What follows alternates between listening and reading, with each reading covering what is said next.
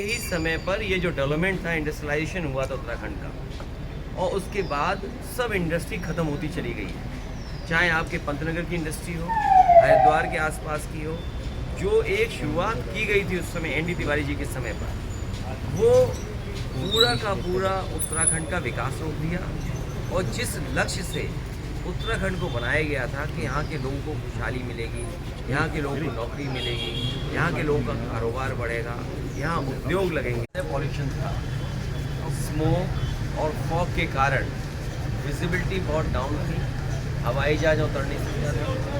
मीरापुर के चुनाव प्रचार में शामिल होने के लिए मैंने कोशिश की कि हिंडन में उतर जाऊँ, हिंडन में वही स्थिति थी।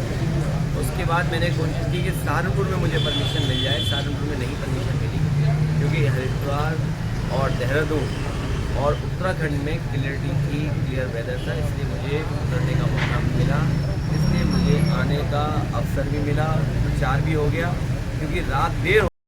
भैया कल आपको प्रशासन ने रोका, क्या कारण था वहाँ? जब प्रशासन ने कोई नहीं रोका, फॉग अगर होगा और मौसम नहीं ठीक होगा, विजिबिलिटी नहीं होगी, उसमें प्रशासन क्या कर सकता है? प्रशासन तो केवल चुनाव में गड़बड़ी कर सकता है। मुझे उम्मीद है कि प्रशासन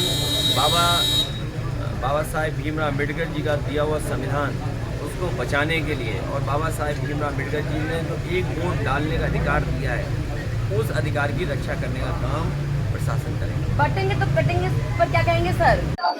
भैया भैया पीछे आ जाओ, भैया पीछे आ जाओ, भैया पीछे आ जाओ। अरे तो अभिनंदन है सर, आपका स्वागत है सर, हार्दिक स्वागत सर। कैसे हैं? भारतीय जनता पार्टी उत्तर प्रदेश में प्रतिशत के हिसाब से 100 में 100 सीटें हारने जा रही है, 100% हारने जा रही है, और 9 की 9 सीटें हारेंगे वो लोग। भैया एक सवाल है कि उत्तराखंड में सबसे ज्यादा फौजी निवास करते हैं और नेताजी ने फौजियों के लिए बहुत ज्यादा कुछ किया है, तो ऐसा क्या हो रहा है कि आपकी पार्टी? मैं उत्तराखंड के नौजवानों से कहूंगा कि अग्निवीर जैसी व्यवस्था को स्वीकार न करें।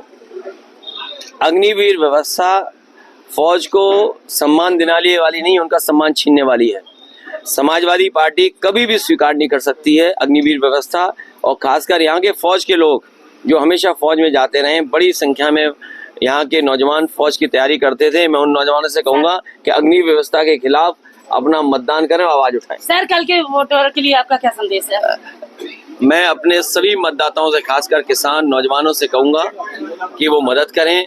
व्यापारियों को जिस तरीके से जीएसटी से परेशान किया हुआ है, जीएसटी थी व्यापार आसान करने के लिए, लेकिन जीएसटी बीजेपी ने ऐसी बनाई है व्यवस्था जिसमें उनके खास लोगों को ज्यादा मुनाफा हो रहा है। आज जो महंगाई दिख रही है वो भारतीय जनता पार्टी की मुनाफाखोरी की वजह से या चंदा वसूली की वजह से। उत्तराखंड के हरिद्वार जिले में कैसा रहा सर? मेरा कल कार्यक्रम मीरापुर में था। उत्तर प्रदेश में बाई इलेक्शन चल रहा है, मीरापुर का चुनाव था। शाम देर हो गई, और जब मैं आना चाहता था, दिल्ली में इतना ज्यादा पॉल्यूशन था, स्मोक और फॉग के कारण विजिबिलिटी बहुत डाउन थी, हवाई जहाज उतर नहीं सकता था। मीरापुर के चुनाव प्रचार में शामिल होने के लिए मैंने कोशिश की कि हिंडन में उतर जाऊं, हिंडन में वही स्थिति थी।